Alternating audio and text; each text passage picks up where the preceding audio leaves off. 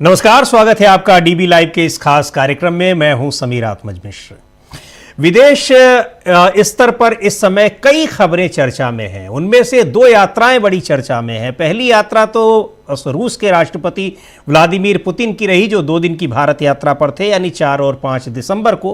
काफ़ी कुछ यहाँ पर चर्चा हुई है। भारत की मीडिया में भी, दुनिया भर की मीडिया में भी उनके आने से पहले भी बहुत सारी चर्चाएं हुई। लेकिन जिस समय पुतिन भारत में थे, दिल्ली में थे, उसी समय फ्रांस के राष्ट्रपति इमैनुअल मैक्रों पहुंच गए बीजिंग, चीन। और चीन पहुंचना उनका कोई बहुत ऐसी बड़ी बात नहीं है, लेकिन एक तरफ भारत और चीन के रिश्ते और दूसरी तरफ रूस और फ्रांस के रिश्ते। रूस और फ्रांस के बीच एक ज़बरदस्त तरीके की दुश्मनी है। वैसे तो रूस की इस समय, जब से यूक्रेन रूस युद्ध शुरू हुआ है, तब से पूरे यूरोप, पूरा का पूरा यूरोप एक तरीके से पश्चिमी देश रूस के खिलाफ है, ये कहा जा सकता है। रूस को लेकर उनकी जो बातें हैं, रूस को लेकर उनके जो विचार हैं, तमाम प्रतिबंधों का भी सामना करना पड़ रहा है। दूसरी ओर रूस के साथ, फ्रांस के साथ चीन की ये दोस्ती और रूस की और चीन की बेहतर दोस्ती है। तो इमैनुअल मैक्रों चाइना पहुंच रहे हैं, इसके क्या मायने हैं? क्या इससे रूस के साथ चीन के जो संबंध हैं उन पर कितना असर पड़ेगा? ये सब जानने की हमने कोशिश की अपने इस खास कार्यक्रम में, और इसके लिए हम सीधे हमारे साथ जुड़ रहे हैं वरिष्ठ पत्रकार हैं अनिल पांडे जी, जो इस समय बीजिंग में है, चीन में है। चीन में पिछले कई साल से वहाँ के अलग अलग मीडिया संस्थान में, वहाँ का जो चाइना रेडियो इंटरनेशनल है, वहाँ काम कर रहे हैं और काफ़ी लंबे समय से अनिल पांडे जी वहाँ पर हैं। इसके अलावा भारत में भी कई मीडिया संस्थानों में उन्होंने काम किया है। अनिल पांडे जी, बहुत बहुत स्वागत है आपका हमारे इस कार्यक्रम में। समीर जी, बुलाने के लिए बहुत बहुत धन्यवाद। तो बहुत शुक्रिया, आप आए। और इसको जब शुरुआत करते हैं अनिल जी, जैसा कि आपने सुना भी होगा और हम इस पर चर्चा करना चाह रहे हैं कि ये जो दोनों तार जुड़ते दिखाई पड़ रहे हैं, रूस और फ्रांस के जिस तरह के संबंध हैं और रूस और चीन के जिस तरह के संबंध हैं, पुतिन भारत आ रहे हैं और उसी समय जो फ्रांस के राष्ट्रपति हैं इमैनुअल मैक्रों चाइना जा रहे हैं। ये विजिट पहले से ही ये प्रस्तावित थी, उनकी ये यात्रा अचानक हुई है, और जैसी भी रही हो, इस यात्रा को किस तरीके से चीन में देखा जा रहा है?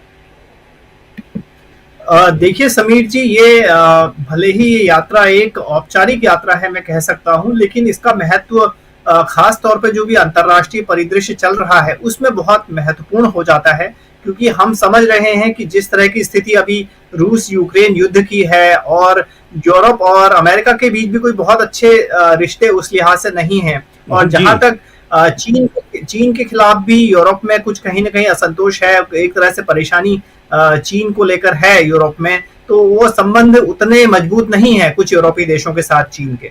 तो ऐसे में जो फ्रांस के राष्ट्रपति हैं इमैनुअल मैक्रों, वो अपनी चौथी यात्रा है उनकी चीन की स्टेट विजिट, आप समझिए, जब से वे अपने पद पर आए हैं।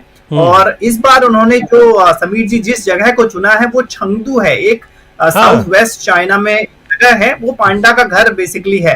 पांडा डिप्लोमेसी चाइना ने बहुत लंबे समय से, चाइना पिंग पोंग डिप्लोमेसी की तो बात होती है, तो पैंडा डिप्लोमेसी भी चाइना ने साथ साथ में शुरू की थी। वो आमतौर पर पांडास को लोन में देता है और उसके बाद पांडास को वो फिर कुछ समय के बाद वापस आते हैं या बच्चे उनके होते हैं, तो आमतौर पर ये है।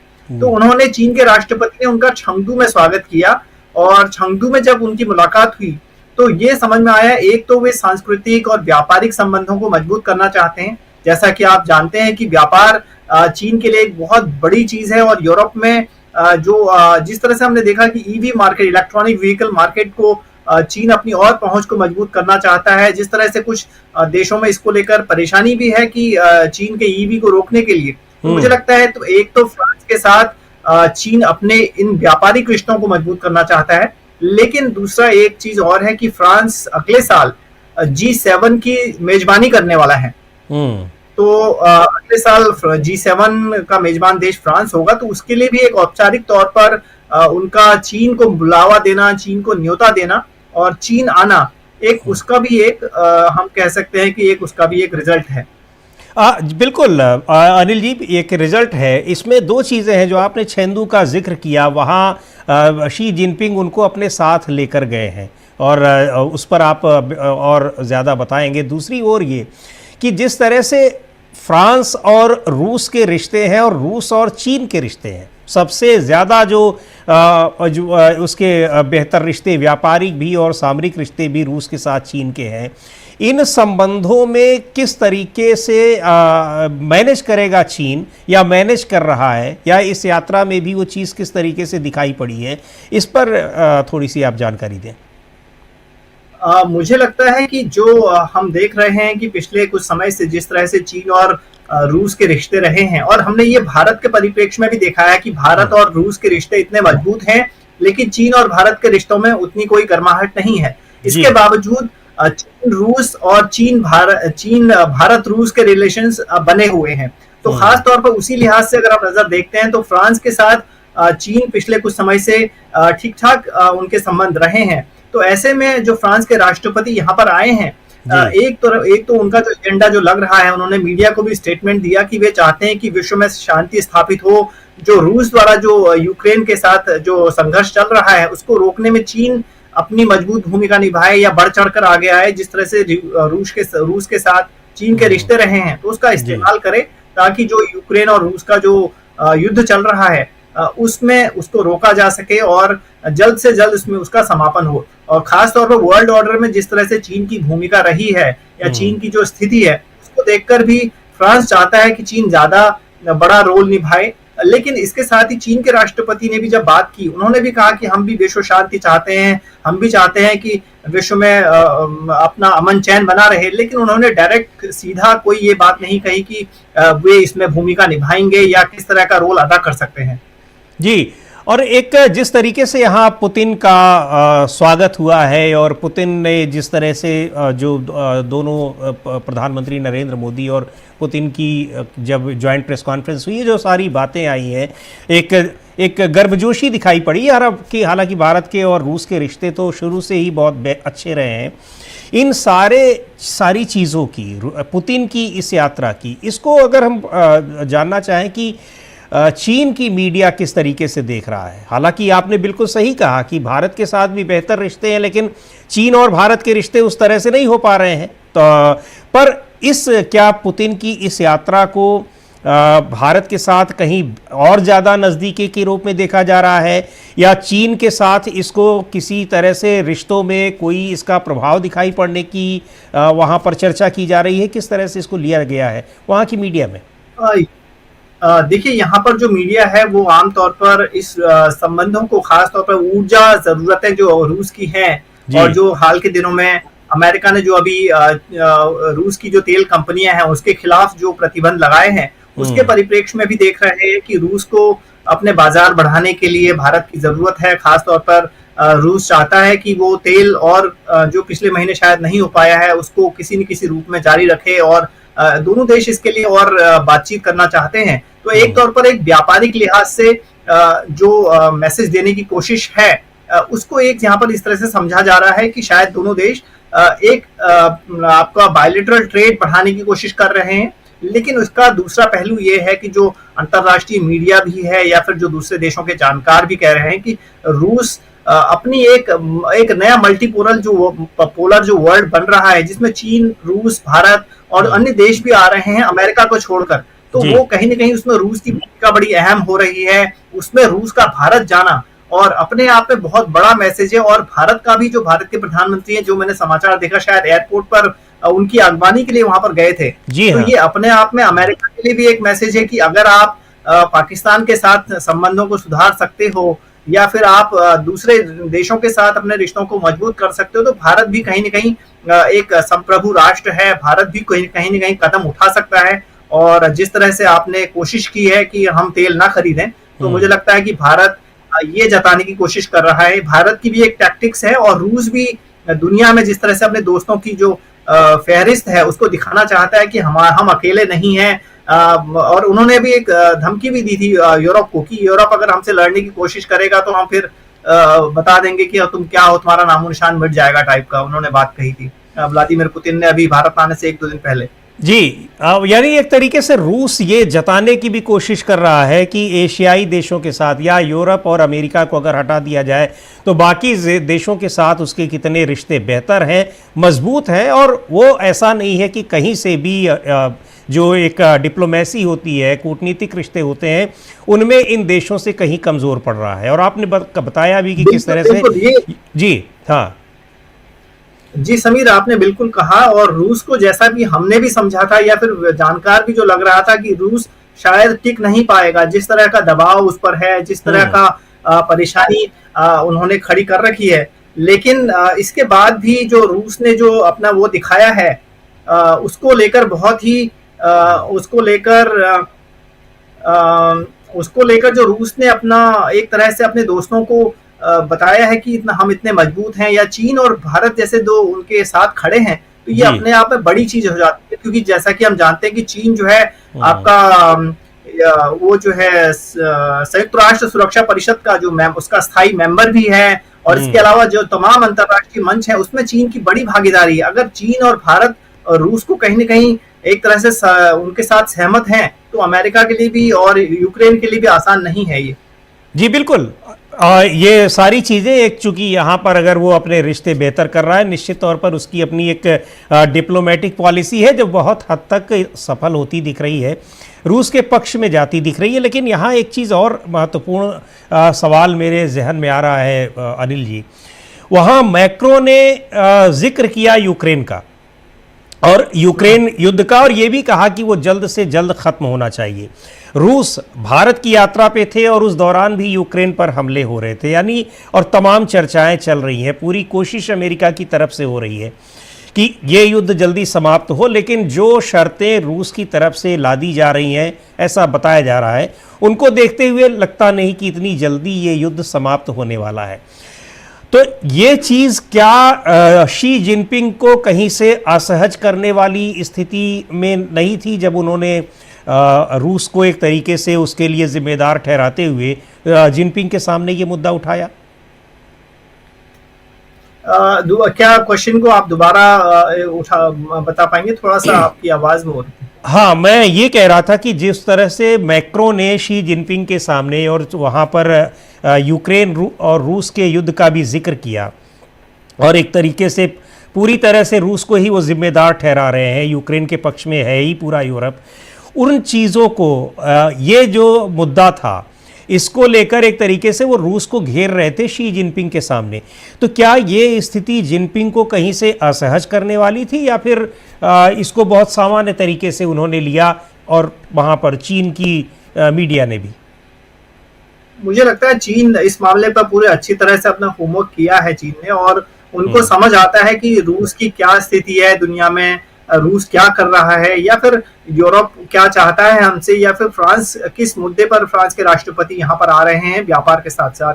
तो जाहिर सी बात है कि चीन के राष्ट्रपति एक तो उम्र में भी मैक्रों से बड़े हैं, और उस लिहाज से भी एक उनको डिप्लोमेसी समझ में आती है कि किस तरह से बात करना है। तो मुझे लगता है कोई असहज स्थिति उनके लिए नहीं दिखी, और जाहिर सी बात है क्योंकि वे समझ रहे हैं कि यूरोप उनसे चाहता है कि वो ज्यादा बड़ा रोल निभाएं, लेकिन चीन के भी अपने अपने अपने हित हैं, चीन के भी अपने सीमाएं हैं, तो उसी हिसाब से चीन काम करता है।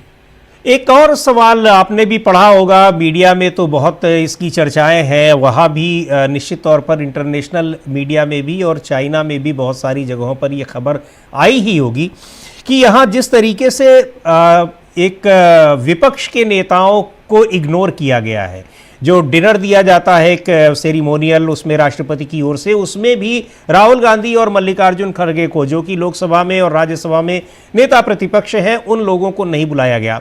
2 दिन पहले ही राहुल गांधी ने पार्लियामेंट के बाहर ये कहा था कि जब विदेशी शिष्टमंडल आता है और वहाँ के नेता आते हैं, शीर्ष नेता आते हैं, तो नेता प्रतिपक्ष को उनसे मिलने नहीं दिया जाता है। इन चीज़ों को लेकर भी क्या वहाँ पर कोई चर्चा है? इस चीज़ को लेकर वहाँ बातचीत है? केवल मीडिया में ही नहीं, आम लोगों में भी, भारतीय समुदाय में भी इसको लेकर किस तरह की चर्चाएं हो रही हैं? क्योंकि विपक्ष की भूमिका की बात की जाए तो रूस और चीन के लिए इसका कोई मतलब नहीं रह जाता है, पर वहाँ जो भारतीय समुदाय है, आम चीन के लोग हैं, उन लोगों के बीच में इसको किस तरीके से लिया गया, या इसकी चर्चा हुई भी या नहीं हुई, ये जानने में हमारी दिलचस्पी है और हमारे दर्शकों की भी। देखिए, मीडिया में तो यहाँ पर उसको लेकर ज्यादा कोई बात है नहीं, क्योंकि एक तरह से अगर आप देखें तो भारत का आंतरिक मामला है, इसको कहकर ये कह दिया जाएगा। जी। जो भारतीय लोग हैं जो, या फिर यहाँ पर जो लोग समझते हैं, उनको ये लग रहा है कि हाँ, जो भारतीय प्रधानमंत्री मोदी हैं या फिर जो सत्ता में अभी सरकार है, उसका जो पावर है, शक्ति है, बहुत ज्यादा मजबूत है। तो ऐसे में विपक्ष की, मतलब एक हम कह सकते हैं दयनीय स्थिति में विपक्ष है, उसको बार बार गुजारिश करनी पड़ रही है, गुहार लगानी पड़ रही है कि मुझे विदेशी नेता आ रहे हैं, उनसे नहीं मिलने दिया जा रहा है। तो एक भारत जो लोकतंत्र है वो किस दिशा में जा रहा है, उसका भी एक संकेत मुझे लगता है ये एक लग रहा है। और आम लोगों को अलग अलग उनकी प्रतिक्रियाएं, कुछ लोगों को लगता है मोदी जी हमारे बहुत मजबूत नेता हैं भारतीय लोगों को, तो ये सही कर रहे हैं, क्योंकि राहुल गांधी उनसे मिलेंगे तो भारत उनकी आलोचना ही करेंगे, तो जाहिर सी बात है उनको नहीं मिलने दिया जा रहा है। लेकिन दूसरा ये भी है कि एक लोकतांत्रिक देश में आप रहते हो, आप विपक्ष के इतने बड़ी पार्टी के नेता को अगर वो चाहते हैं रूस के राष्ट्रपति से मिलना, तो उनको आपको कोशिश करनी चाहिए कि उनको मिलवाने की, तो ये भी होना चाहिए था। जी, यानी जो भारतीय समुदाय है अनिल जी, इसका मतलब कि वहाँ पर ज़्यादातर लोग इस सोच वाले ही हैं, जैसा कि यहाँ मीडिया का एक सूचना तंत्र है, जो इसको मेन स्ट्रीम मीडिया यहाँ पर जो कहा जाता है। मेन स्ट्रीम मीडिया तो आपको भी अब पता ही है, आप चीन में भले रह रहे हैं लेकिन आप भारत से लगातार जुड़े हैं, आते जाते भी रहते हैं।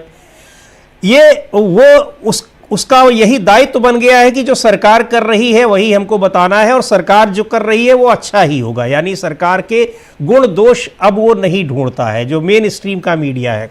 और यहाँ बहुत सारे लोग जो उस मीडिया के भरोसे रहते हैं, उनको वही सारी बातें पता लगती हैं।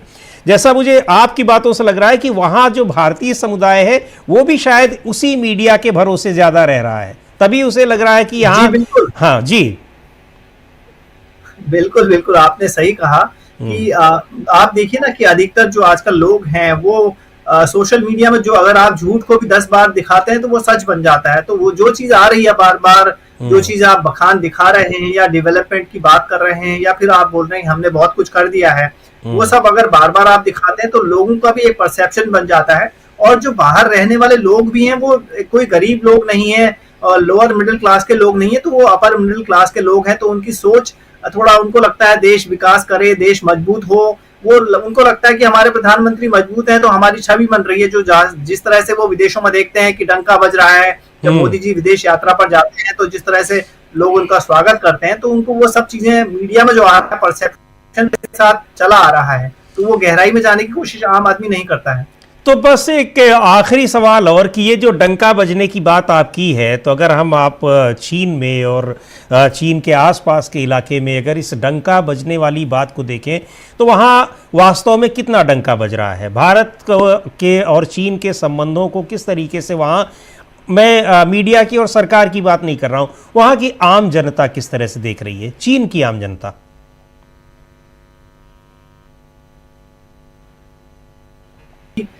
सरकार का भी, सॉरी, आम लोगों का भी जो सोचना है वो, उनकी सोच इस तरह से बन गई है। भारत में जो असुरक्षा के मामले, भारत में अभी एक शादी में रसगुल्लों की जो लड़ाई है, वो गुलाब जामुन खत्म हो गया, उसकी लड़ाई, जो कुर्सियां चल रही हैं उसके वीडियो चल रहे हैं। और भारत में जो गंदगी है, जो महिलाओं की स्थिति, खराब स्थिति है, अभी बहुत सारी महिलाओं के असुरक्षा के मामले भी सामने आए हैं, तो वो सब लगातार वीडियो सर्कुलेट हो रहे हैं। या लोगों के मन में ये लगता है कि भारत, आप बोल रहे हो चौथी इकोनॉमी तो बन गया है दुनिया की और सब बहुत कुछ हो गया है, लेकिन जब वो चीन से तुलना करते हैं या फिर साउथ कोरिया भारत को देखता है या इंडोनेशिया भारत को देखता है, तो उनको लगता है ये तो हमसे बहुत नीचे हैं, क्योंकि आम लोगों की स्थिति बहुत खराब है।